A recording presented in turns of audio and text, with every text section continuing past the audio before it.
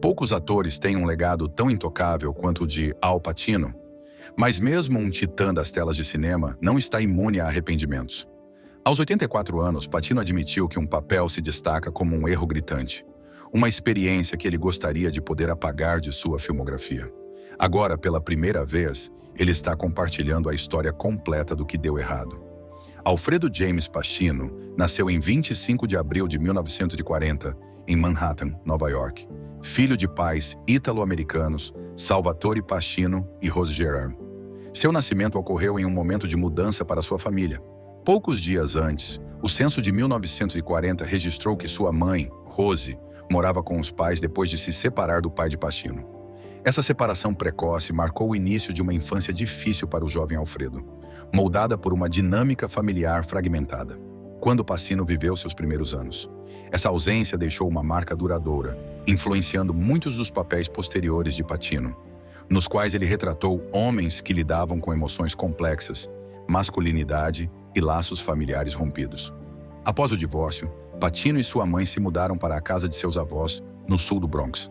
O bairro, definido por suas lutas da classe trabalhadora, tornou-se o pano de fundo da infância aventureira de Pacino. A vida lá não era fácil. Sua família vivia em condições que mais tarde ele descreveu como de quase pobreza. No entanto, era também um lugar repleto de camaradagem, energia e criatividade. Apelidado de Sunny por seus amigos, Pacino tinha uma imaginação fértil e um talento especial para transformar as ruas em seu playground.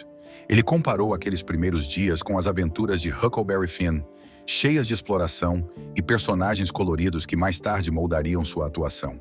Apesar da vibração de sua juventude, Pacino enfrentou desafios sombrios. Ele revelou que começou a fumar e a beber com apenas 9 anos de idade e que já usava maconha aos 13 anos. Entretanto, ele evitava drogas mais pesadas, uma escolha que provavelmente salvou sua vida. Muitos de seus amigos não tiveram a mesma sorte. 2 de seus companheiros de infância mais próximos morreram jovens devido ao abuso de substâncias, um aos 19 e outro aos 30 anos. Essas perdas deixaram uma profunda impressão em Pacino, dando-lhe uma compreensão crua do vício, que ele canalizou em seu desempenho emocionante como viciado em heroína em The Panic in Needle Park. O caminho de Pacino para a atuação começou quase por acidente. Ele teve dificuldades na escola, frequentemente entrando em conflito com professores e colegas. Era visto como um encrenqueiro, mas as peças escolares lhe proporcionavam uma fuga. Foi lá que seu talento se tornou evidente. Atuar rapidamente se tornou uma paixão, o que o levou a abandonar a High School of Performing Arts aos 17 anos, para se dedicar a isso em tempo integral. Para se sustentar, Pacino teve uma série de empregos estranhos, trabalhando como mensageiro, ajudante de garçom, zelador e funcionário dos Correios.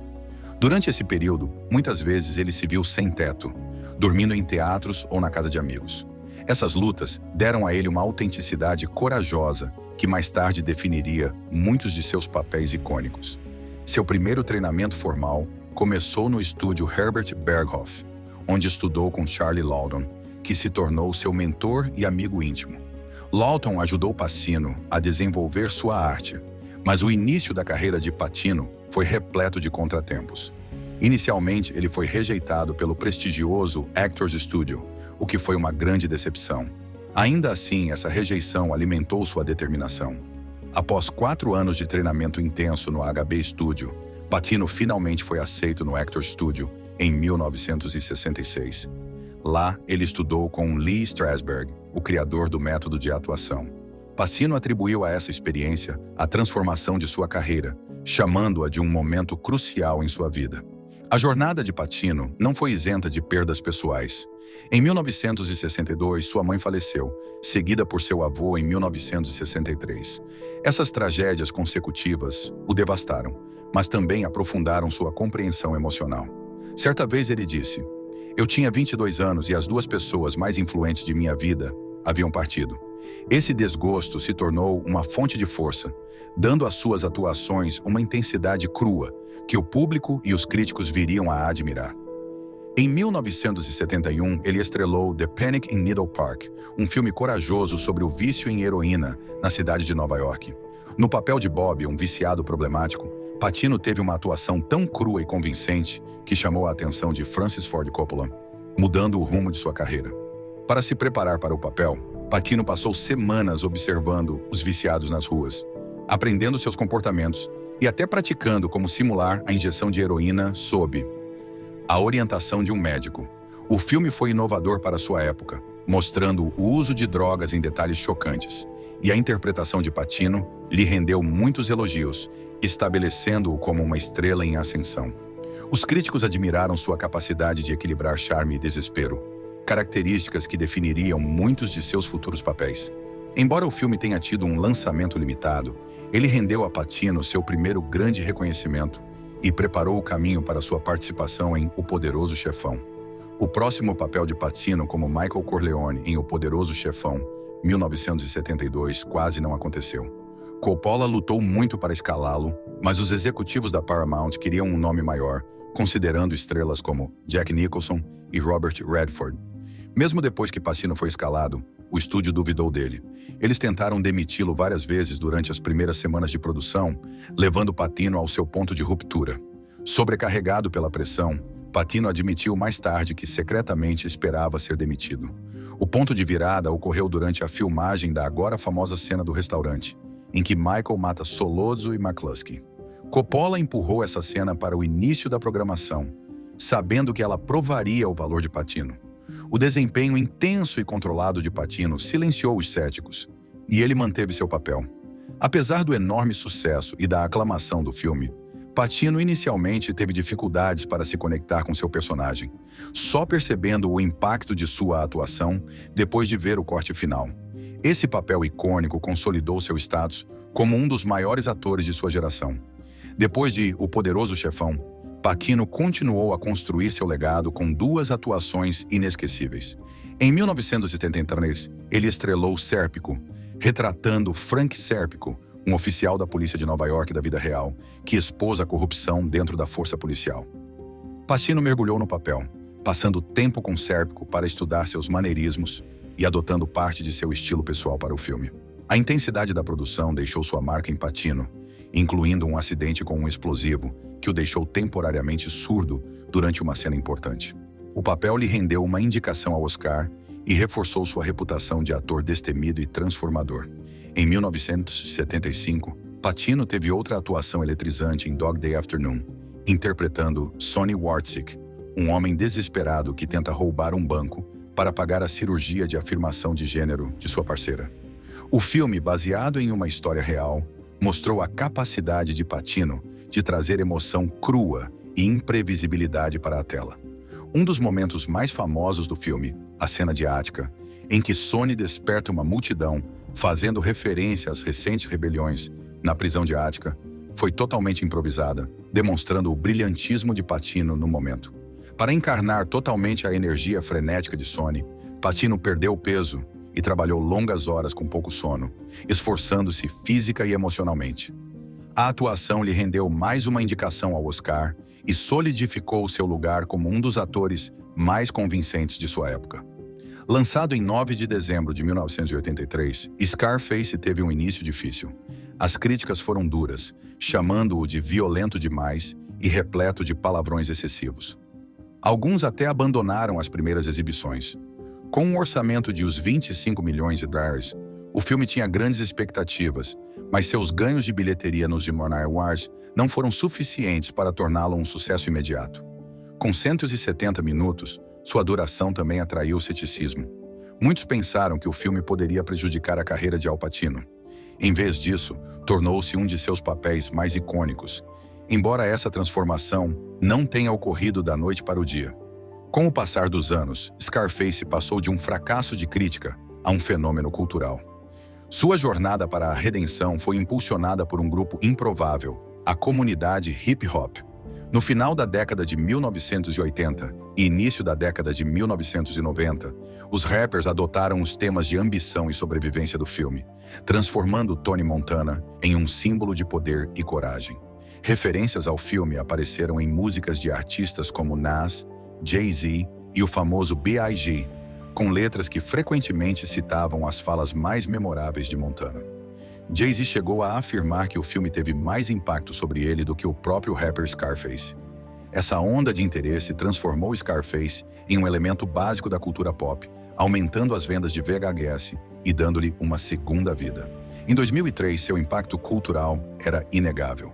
A Def Jam lançou um álbum intitulado Music Inspired by Scarface, com a participação de grandes nomes como Cameron e N.W.A. A famosa frase do filme "Say hello to my little friend" tornou-se uma das mais citadas na história do cinema. Além da música, Scarface inspirou videogames, incluindo Scarface, The World Is Yours e Scarface, Money, Power, Respect. Franquias como Grand Theft Auto pegaram emprestados seus temas, solidificando a influência do filme no entretenimento. Depois de Scarface, Pacino buscou um novo desafio, assumindo o épico histórico Revolution, lançado em 25 de dezembro de 1985. Esperava-se que o filme, ambientado durante a Guerra Revolucionária Americana, fosse um grande sucesso. No entanto, acabou se tornando um desastre. Os problemas começaram durante a produção, que teve início com apenas metade de um roteiro. O diretor Hugh Hudson insistiu na autenticidade, o que resultou em filmagens externas difíceis. Pacino, que interpretou o caçador de peles Tom Dobb, enfrentou uma doença no início das filmagens. Apressado para cumprir uma data de lançamento no Natal, o filme final ficou incompleto e mal executado. O fracasso foi monumental. Revolution arrecadou apenas em um orçamento de US 28 milhões de reais. Os críticos foram cruéis, chamando-o de um dos piores filmes da década. O próprio Pacino foi indicado ao Prêmio Framboesa de Ouro de Pior Ator. Ao refletir sobre a experiência, ele a considerou desorientadora e admitiu que o filme abalou sua confiança. Eles lançaram metade de um filme, disse ele mais tarde, descrevendo como o projeto o deixou desiludido com Hollywood. Essa decepção levou Pacino a se afastar do cinema por 4 anos, de 1985 a 1989. Foi um movimento incomum para um ator em seu auge, mas Pacino preferiu se concentrar no teatro durante esse período. Ele voltou aos palcos para produções como Crystal Clear, National Anthems e Julius Caesar.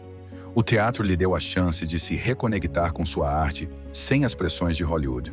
Mais tarde, ele refletiu sobre como o palco sempre foi um refúgio, mesmo quando circularam rumores de que ele havia deixado o cinema porque sua carreira estava em declínio. O retorno de Al Pacino à tela grande com Sea of Love, em 1989, foi um momento decisivo em sua carreira. Depois de uma pausa de 4 anos, muitos se perguntaram se o lendário ator conseguiria recuperar sua magia. Dirigido por Harold Becker, o thriller neo-noir deu a Pacino o palco perfeito para lembrar o público de seu talento. Ele interpretou o detetive Frank Keller, um policial alcoólatra e exausto, cuja vulnerabilidade e coragem cativaram os críticos e os espectadores. O sucesso do filme não apenas reavivou sua carreira, mas também silenciou as dúvidas sobre seu futuro em Hollywood. A produção de Sea of Love não foi fácil. Pacino, que tinha 49 anos na época, estava supostamente doente durante grande parte das filmagens, o que tornou seu desempenho ainda mais impressionante. Apesar dos desafios, ele fez um retrato em camadas que recebeu muitos elogios. O filme também foi marcado por controvérsias. Uma cena de amor entre Pacino e a co-estrela Ellen Barkin chocou o público e, mais tarde, revelou um incidente preocupante nos bastidores. Em uma entrevista em 2023, Barkin contou que o diretor Harold Becker havia retirado à força um Merkin que ela estava usando para a cena, um ato que a deixou física e emocionalmente angustiada. Essa revelação esclareceu os desafios que os atores podem enfrentar mesmo durante produções famosas. O filme foi um triunfo de bilheteria, arrecadando mais de 110 milhões de dólares, com um modesto orçamento de 19 milhões de dólares. Isso foi crucial para Pacino, cujo filme anterior, Revolution, de 1985, havia sido um desastre tanto em termos de crítica quanto em termos comerciais. Com Sea of Love, Pacino provou que ainda era capaz de atrair o público e apresentar performances poderosas. Isso marcou o início de um novo capítulo em sua carreira, abrindo caminho para seu ressurgimento na década de 1990. Aproveitando o impulso de Sea of Love, Pacino retornou a um de seus papéis mais icônicos em O Poderoso Chefão, Parte 13, de 1990. 16 anos após o filme anterior, Pacino voltou a interpretar Michael Corleone, agora mais velho e sobrecarregado pelos pecados do passado. Embora tenha recebido críticas mistas, o filme arrecadou 136,8 milhões e recebeu 7 indicações ao Oscar. O desempenho de Pacino gerou debate. Alguns críticos acharam que sua interpretação não tinha a intensidade tranquila dos filmes anteriores, enquanto outros elogiaram sua capacidade de mostrar o profundo remorso e a busca de redenção de Michael. A produção de O Poderoso Chefão, parte 3, teve seus desafios. Robert Duvall, que havia interpretado Tom Hagen nos 2 primeiros filmes, recusou-se a retornar devido a uma disputa salarial. Isso forçou o diretor Francis Ford Coppola a reescrever o roteiro, substituindo Hagen por um novo personagem interpretado por George Hamilton. Mais tarde, Pacino admitiu que o filme parecia incompleto sem Duvall, um sentimento compartilhado por muitos fãs. Apesar desses contratempos, o filme apresentou momentos memoráveis, incluindo uma poderosa cena de confissão em que Michael se desmancha ao admitir seus pecados. Essa cena continua sendo um dos destaques da carreira de Pacino, demonstrando sua capacidade de transmitir uma turbulência emocional crua. Em 1992, Pacino teve outra atuação icônica, como o tenente-coronel Frank Slade em Scent of a Woman. O papel lhe rendeu seu primeiro Oscar após 7 indicações anteriores, consolidando seu retorno. No papel de um oficial do exército aposentado e cego, Pacino trouxe profundidade e carisma ao personagem, equilibrando aspereza e vulnerabilidade. Sua preparação para o papel foi intensa. Ele passou um tempo com pessoas cegas para entender suas experiências e até aprendeu a montar uma arma com os olhos vendados para uma das principais cenas do filme. O filme foi um sucesso comercial e de crítica, arrecadando 134,1 milhões em todo o mundo, com um orçamento de os 31 milhões aralas. A atuação de Pacino tornou-se inesquecível, em parte graças à sua famosa frase de efeito, "Hua", que se tornou um fenômeno cultural. Seu discurso final apaixonado no filme deixou uma impressão duradoura e foi um fator fundamental para sua vitória no Oscar. É interessante notar que Pacino foi indicado 2 vezes ao Oscar naquele ano, uma por Scent of a Woman e outra por seu papel coadjuvante em Glengarry Glen Ross. Alguns críticos argumentaram que seu desempenho mais moderado em Glengarry Glen Ross, Gary Glen Ross, merecia mais o prêmio. Outros acreditavam que o Oscar era mais um reconhecimento à sua carreira do que um reconhecimento à sua melhor atuação individual. Apesar do debate, a vitória solidificou o status de Pacino como um dos maiores atores de Hollywood. Agora, o livro de memórias de Al Pacino, Sonny Boy, revelou um capítulo profundamente pessoal e chocante de sua vida. O lendário ator revelou que havia sido vítima de um grande esquema Ponzi orquestrado por Kenneth Starr, um contador que gerenciava as finanças de muitas celebridades. O esquema de Starr defraudou seus clientes em 33 milhões e Pacino perdeu toda a sua fortuna de os 50 milhões. Em 2010, Starr foi condenado a 7,5 anos de prisão. Mas quando Pacino soube da extensão total da traição, em 2011, já era tarde demais. O dano já havia sido causado. A queda financeira de Pacino foi impressionante. Ele descobriu que suas contas bancárias estavam quase vazias, apesar de décadas de sucesso e economia cuidadosa.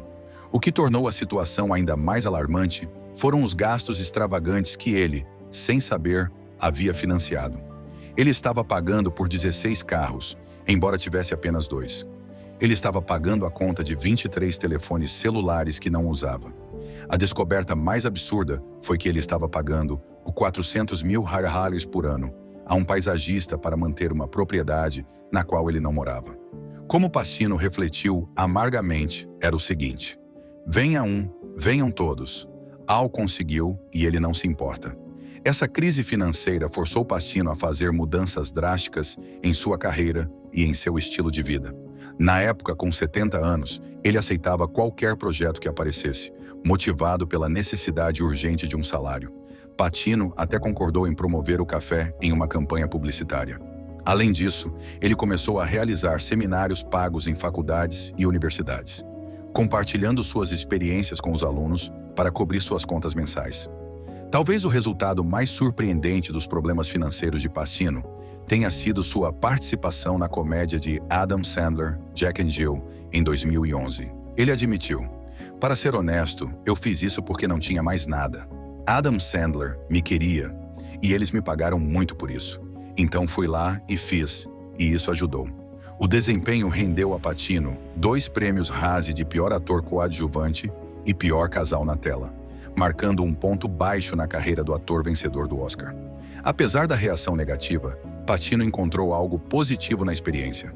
Ele desenvolveu uma forte amizade com Adam Sandler, descrevendo-o como uma pessoa maravilhosa para se trabalhar, um ótimo ator e um cara incrível. Anos depois, aos 84 anos, Pacino revisitou sua carreira e vida em seu livro de memórias, Sonny Boy. Durante décadas, Pacino resistiu a escrever uma autobiografia, recusando várias ofertas de editoras. Em 1992, depois de ganhar um Oscar por Scent of a Woman, foi-lhe oferecido um adiantamento de US$ 5 milhões para escrever suas memórias. Na época, ele recusou, dizendo: "Não vivi o suficiente para preencher um livro." O que finalmente o fez mudar de ideia foi uma experiência de quase morte em 2023. Pacino contraiu um caso grave de Covid-19 e revelou que não teve pulso por vários minutos durante sua hospitalização.